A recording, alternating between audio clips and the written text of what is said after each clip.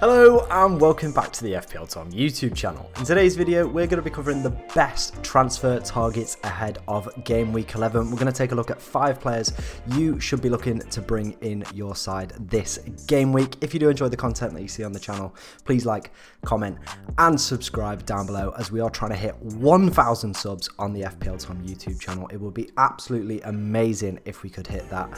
Thank you very much for the support so far we've had this season. Let's keep it up. Let's keep smashing it. But yeah, that's enough waffle from me. Let's dive in to my 5 transfer targets for game week 11. Harry Kane is the first player that I'm going to recommend you to buy for game week 11. A man I've owned since game week 8 on my wildcard and I've absolutely loved owning him. Very consistent performer this year. Only one blank in his game and that was in game week 1. Since then, he has scored or assisted in every single game week. Very consistent performer and I think he's going a little bit under the radar at the moment. The second highest scoring player in FPL this season and he's only 20% owned. It seems very, very strange for me.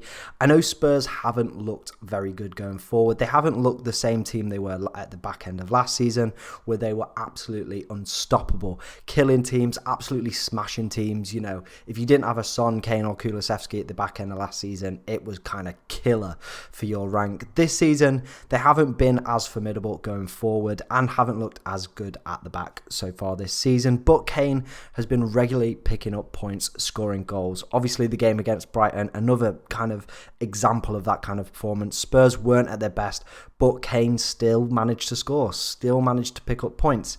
The reason I want to suggest potentially picking up Kane for game week 11 is that game week 11 fixture against Everton at home. Very, very appetizing, that one. Spurs, obviously, they're going to want to start to kick on, start putting in the performances, start obviously getting the goals and getting back to where they were last season and picking up the points as they've been doing so far this season. Everton fixture at home is a real good opportunity to do that as well. Erling Haaland does take on Liverpool, so I do think there potentially could be a little bit of a shift away from him being kind of so dominant in captain. I think it was 6 million of the player base captain him this week. I imagine next week there will be a little bit of a shift away. Harry Kane does represent an option in that, and I think if you were going to bring him in for game week 11, I think you'd go and captain him against Everton at home. It's very much in my considerations at the moment as well. Got a very good record against Everton. 14 games, 13 goals and scored a brace last time Everton came to White Hart Lane. So very good record. Harry Kane in very much good form and Spurs hopefully can kick on back to where they were last season. Obviously, I know at the moment in the game it does say that Harry Kane has picked up a knock. He was kind of booted in the foot at the end of the Brighton game. It doesn't look anything serious. He was out doing post-match interviews, He also walked himself off the pitch. From what I can understand and from what I've seen from journalists, it doesn't look like it's that serious of an injury. He's probably just going to get a little bit of ankle swelling. Maybe he might miss the game in midweek in the Champions League against Frankfurt. Do just check kind of their team lineup and that will be the indication of whether or not he is fit and whether or not you should be bringing him in. But yeah, I'm really surprised that he's at 20% owned. There aren't too many other premiums kind of performing at a similar rate to Harry Kane on a consistent basis. You do have obviously KDB, who I think is 1 point behind, so he's kind of the only other real player. But at 20% owned, second highest scoring player, I think he's going massively under the radar at the moment. I think Haaland's kind of just blowing everyone's perceptions out of the water. So Harry Kane is the first player that I'm going to recommend you buy this game week. But let's move on to our second transfer target of today's video. And the player who I didn't think would make it in one of my videos this season is SOLANKE, 5.7 million, 1.5% owned. Absolutely killing it at the moment, as are Bournemouth. 5 unbeaten now for them. Good comeback performance against Leicester at the weekend. And SOLANKE was a key part of that. 2 assists for him at the weekend.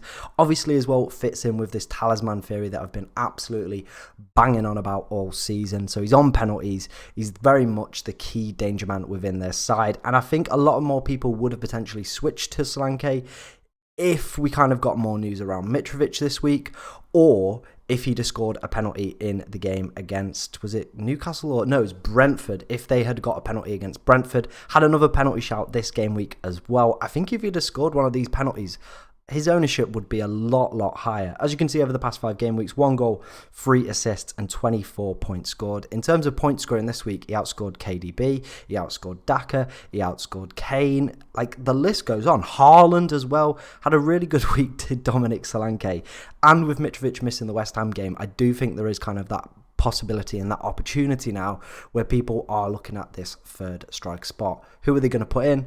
Well, Dominic Solanke is one of the names that I'm potentially suggesting. Good long-term fixtures up until the World Cup. I think as well his price point is very good for our teams. Frees up quite a lot of money if you are downgrading from Mitrovic. Around $1 million is going to be freed up out of your budget, and with a lot of people kind of switching to the Madisons, the Bowens, the Zahas, all these players in midfield, there is obviously that kind of opportunity to kind of put more money in midfield, which a lot of people are going to be doing over the next few weeks, especially if these players keep on performing. So I do think there potentially could be kind of this regression away from a kind of more expensive free striker formation, and Dominic Solanke definitely could be like in a lot more people's teams.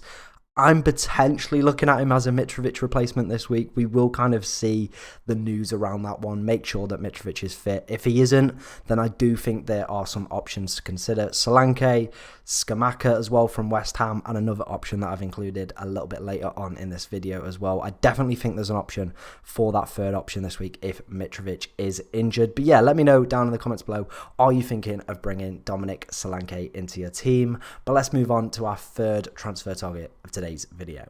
And the third player that we're going to take a look at in today's video is Wilfried Zaha. Obviously had a very good second half performance against Leeds United, where he did pick himself up an assist. Really good fixtures coming up for Crystal Palace up until the World Cup, and a little bit beyond as well if you do want to hold on to him. Leicester, Wolves, Everton, Southampton, West Ham and Nottingham Forest. One of the best fixture runs I think we're going to see this season for a team. So Zaha and Palace as well starting to kick on in a little bit of form after a few game weeks off. So if his past 5 game week stats do look a little bit shaky, I think they've only played 3 games within the past 5 game weeks. So yeah, that's why his past 5 game week stats don't look that amazing. But I really do like Zaha as a pick. Brought him into my team this week. Very happy with his second half performance against Leeds. Picking up the ball loads, creating plenty of opportunities, having plenty of shots as well, and did actually get a reward for his efforts in terms of an assist. Like the fixtures coming up, Leicester don't look amazing. Wolves look dreadful. Everton, I don't really know what to make of that one, to be honest. Everton are just a bit, yeah, they're kind of, you know, doing sort of all right under Lampard this season, but still they're very much in the kind of relegation fodder that we should be looking to target this season. And I think Zaha, when he's on penalties, obviously fits in with this talisman theory that I've been describing. The key man, every time you look at the Palace score sheet, you expect this man to be in there with a goal or an assist at some point. On penalties as well, really like the fixtures coming up. Also, I really like the performances from Elise and Eze today. But again, I don't think these players kind of fit in with this talisman theory. Yes, they had very good performances. Yes, Elise is on set pieces, corners, free kicks, stuff like that. That's where his assist came from today. But they just quite don't fit this theory. Like, they're very good players, very good performers, but they're a little bit inconsistent at times, and they don't quite fit in with this theory that has worked very well for me so far this season. It's something that I'm going to stick with for the rest of the year, kind of see how it goes, because at the moment it's working amazingly well. Before, I would kind of like pick and choose which players to target. Sometimes I'd be like, oh, I want a Harvey Barnes, or I want an Elise, I want an Eze. And then I'd kind of just get burnt when they, you know, have a really good performance one week, and then the next week they're just not quite up to the same level. So I'm going with Zaha as our third transfer target. Obviously quite highly owned already, and I imagine that's just going to increase over the next few game weeks as well if he does put in some more fantastic performances. And with the good fixtures coming up, it really does make sense to target Wilfried Zaha. Also has a very good fixture in game week 12, in which City and, is it Arsenal blank? I'm going to go with City and Arsenal blank. I don't think that's right at all. But yeah, I'm just going to check that right now. Back in a second.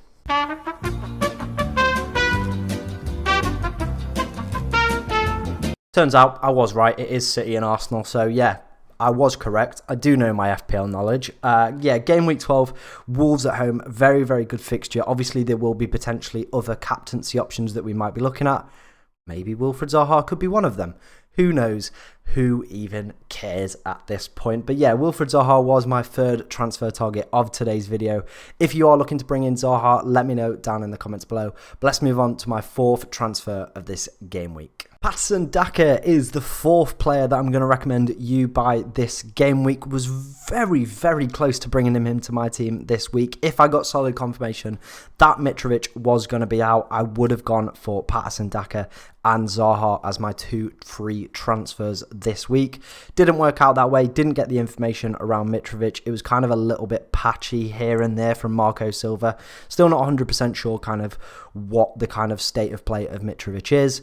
I wish I'd have known. Obviously would have loved the Patterson DAKA points that he did get. Thought he had a really good game against Bournemouth as well. Could have easily got himself a second goal. Missed a big chance kind of on the goal line. The ball came across from Castagna and he just kind of like scuffed it under his feet.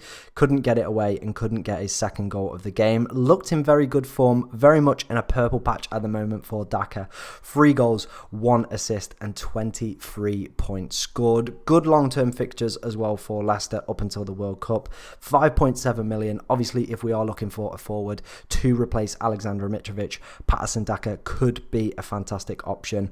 Obviously, I do think with DAKA, one of the disadvantages he has over players like Dominic Solanke is he is a little bit more prone to rotation and coming off a little bit early. I think it was the 80th minute he came off for Jamie Vardy. The week before when he wasn't 100% fit, Jamie Vardy came on, then he did score off the bench. So I do think when we do go for DAKA, I do think we have to kind of expect there is going to be some rotation, some potential benching headaches, and that's not always kind of the best thing that we want to go for. So potentially maybe go Dominic Solanke or Scamacca as well, starting to come onto the scene, starting to get himself into Premier League games and goals as well. So I think he potentially could be an option as well. But I do like DAKA. I think he's starting to develop, starting to improve his game under Brendan Rodgers.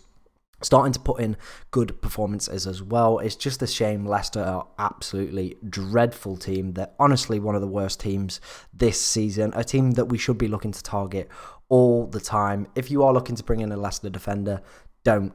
Go get yourself some medical help as well, because it's seriously not a good idea. A lot of people got lucky this week with Timothy Castagna. Just don't bother. Target the attackers. They seem to kind of be able to still create opportunities and score goals. I think that's where, if you are going to take advantage of this good Leicester fixture run, look towards the attackers. Don't look at the back line, because Danny Ward's in goal. And Jesus Christ, that man is bad at goalkeeping. Like, honestly, I reckon me Nan could probably do a better job than Danny Ward at the moment in goal. But yeah, Patterson DAKA was the fourth choice that I'm going to go for, the fourth transfer target. And let's move on to our final one. Just a little bit of a heads up before we move on to the final one. This one's kind of a more topic of discussion rather than a single player. It's kind of a plethora of players, but I have put one player on there. So before you have a go at me in the comments saying, this player's rubbish, why have you included him? Just take your time. It's more of a discussion that I kind of want to have around a team rather than a player. But let's move on to that kind of discussion. Mason Mount is our fifth transfer target and kind of the player and the team that we're going to have a little bit of a discussion about for the final section of this video. Very good performance from him and a very good performance from Chelsea under Graham Potter. Amazing performance against a poor Wolves side, and Mount was kind of at the heart of a lot of good things that Chelsea were doing at the weekend. Highest XA on the pitch. Picked up himself 2 assists as well. Good long-term fixtures coming up for Chelsea, and it's kind of finding which Chelsea attacker we want to take advantage of. It seems like Graham Potter has become the new kind of Tuchel Tombola, Pep Roulette. Absolutely rang in the changes this week after a really good performance in Europe against Milan. I thought I included Aubameyang in my differential video, told one of my friends to buy him. They bought him. Idiots.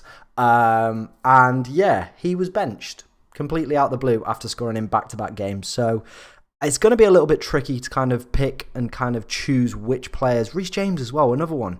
Had a really good game week the week before and had a really good kind of game against AC Milan where he got a goal and assist. Then benched. Like, Graham, come on, lad. So I want to be able to take advantage of these good fixtures. I want to be able to get like in on this because I think Chelsea are going to do well, especially over the next two, especially in game week 12 as well. Obviously, we don't have our City or what the other team, Arsenal players. So I want to be able to take advantage of that. And I think Mason Mount's at that nice price point where I potentially could look to switch to him and then switch to Foden afterwards when they take on Manchester United. Or if I want to maybe move like a Martinelli for a Pulisic, there's kind of a few different options that are kind of weighing through my mind. I want to take advantage of the good fixtures.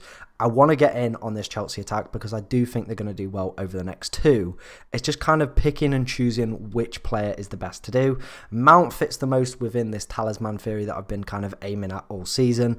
On-set plays kind of has that kind of talismanic kind of persona as well that goes with him and the Chelsea team, but I'm just a little bit put off by the way Graham Potter's rotating and the fact that they have a lot of players within kind of them forward positions. I don't know who he's going to pick. I don't know what kind of the game plan is from Graham Potter.